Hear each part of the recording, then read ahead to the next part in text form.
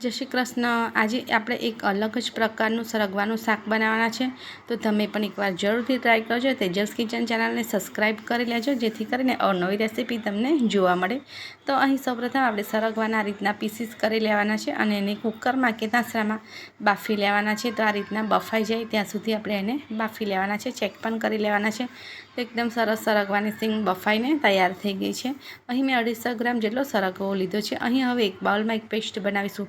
લગભગ 2.5 થી 3 ચમચી જેટલું મેં બેસન એડ કર્યું છે અને સાથે જ 4 થી 5 ચમચી જેટલું મેં દહીં એડ કર્યું છે। દહીં થોડું ખાટું લેવાનું છે, મોડું દહીં લઈશું તો ગ્રેવી ફાટી જવાની શક્યતા રહે છે, માટે આપણે થોડું ખાટું હોય એવું દહીં લેવાનું છે।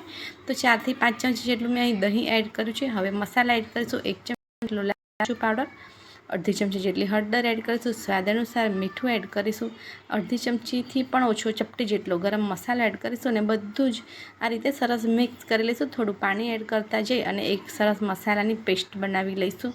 તો આ રીતે દહીં એડ કરવાથી શાકમાં સહેજ પણ દહીં ફાટે નહીં અને એકદમ સરસ આપણું શાક બનીને તૈયાર થઈ જશે।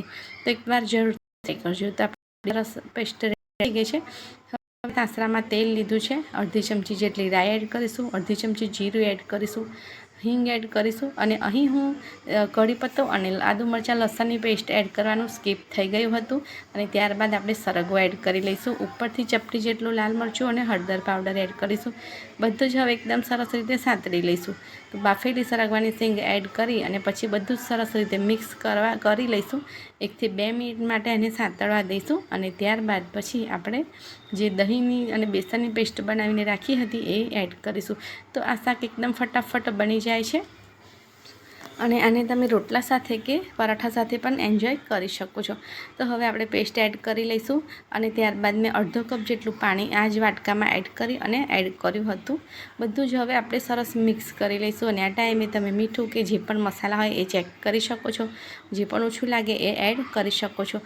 પણ ખરેખર એટલું ટેસ્ટી શાક બને છે કે એકવાર બનાવશો તો જરૂરથી વારે વારે બનાવશો। તો બધું સરસ રીતે મિક્સ કરી લેવાનું છે। હવે 5 મિનિટ માટે આપણે ઢાંકીને એને પાકવા દઈશું, જેથી કરીને બેસનની કચાશ એકદમ સરસ રીતે દૂર થઈ જાય અને એકદમ સરસ એવું આપણું શાક બનીને ઝટપટ તૈયાર થઈ જાય। તો જોઈ શકો છો 5 મિનિટ પછી તમે જોઈ શકો છો શાકમાંથી સરસ તેલ છૂટું પડી ગયું છે અને એકદમ સરસ શાક આપણું બનીને તૈયાર થઈ ગયું છે। જોઈને જ ખબર પડી જશે, દહીં પણ સહેજ પણ નથી ફાટ્યું।